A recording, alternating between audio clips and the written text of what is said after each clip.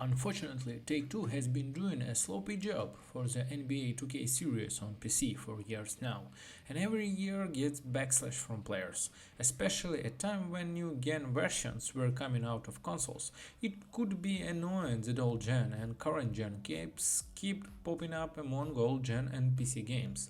Thankfully, things have changed with the release of NBA 2K23. Take-Two has finally made changes in many areas, especially mechanics to the Take-Two series. However, NBA 2K23 continues to be the focus of criticism, especially from the player community. However, I will state my thoughts about the reason for this at the end of the article. First of all, it is worth noting that this game is an updated version of console version produced a year ago. In fact, it wouldn't be wrong to say that console version of NBA 2K22 has everything in 2K23 except from the neighborhood. Regular 2K series players are familiar with the previous badge system. If the character you created in the game is a finisher, you will have more finisher icons. This way you will have a lot of high level icons. Plus, you wouldn't have to sacrifice many other abilities. NBA 2K23 is very secretive when it comes to icons, regardless on the orientation of your player. It is unlikely that you will receive many Hall of Fame badges. In NBA 2K23, it's important to think carefully about the icons you will have in the game and plan well.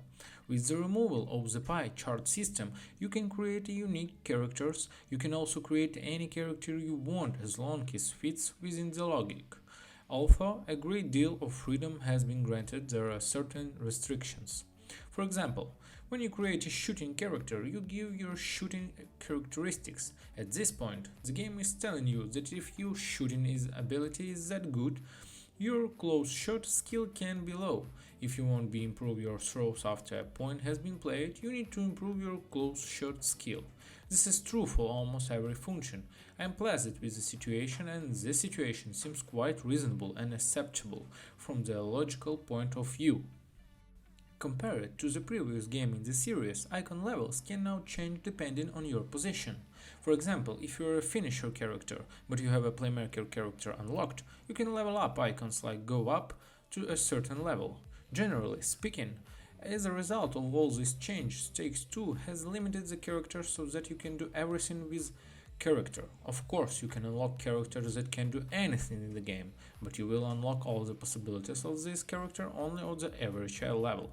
With the removal of the pie chart system in 2K23, different builds were opened up, while on the front for a strong character that would upset the balance in the game was blocked to a certain extent. Especially with NBA 2K22, the speed of the game has increased and the balances have been greatly disturbed. You could do 3 with just about any characters and you could dunk a poster with any character. NBA 2K23 has some major animation changes. NBA 2K23 is played much more slowly than the previous game in the series. In addition, players have very limited stamina. In addition, with the advent of a new system called Adrenaline, it is impossible to continuously perform cross movements. As much as 2K22 is an arcade game, 2K23 is also close to a simulation. Unfortunately, this year we are back on board in 2K23. The ship has undergone many visual and functional changes while anchored in the skies over Athens. However, the lack of the street theme is frustrating for PC players. I hope next year we will get rid of ship concept.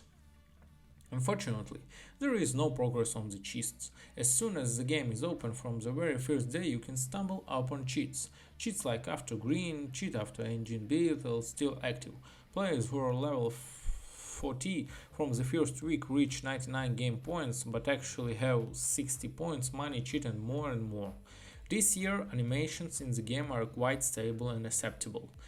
Paces are slow and don't go well if you do not pay attention. Stealing the ball from your hand is also much easier than last year. Again, approaching from behind of the defensive side and hitting the block is harder than its previous game. There is also part of the players mentioned at the beginning of the article complain about. Players who regularly played the series know it well. A certain cutting game was played, which we call dribbling. Dribbling with NBA 2K there is no longer possible.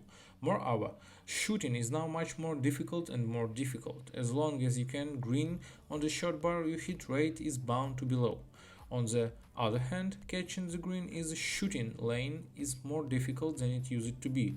For these reasons, there is serious segment that complains about the game.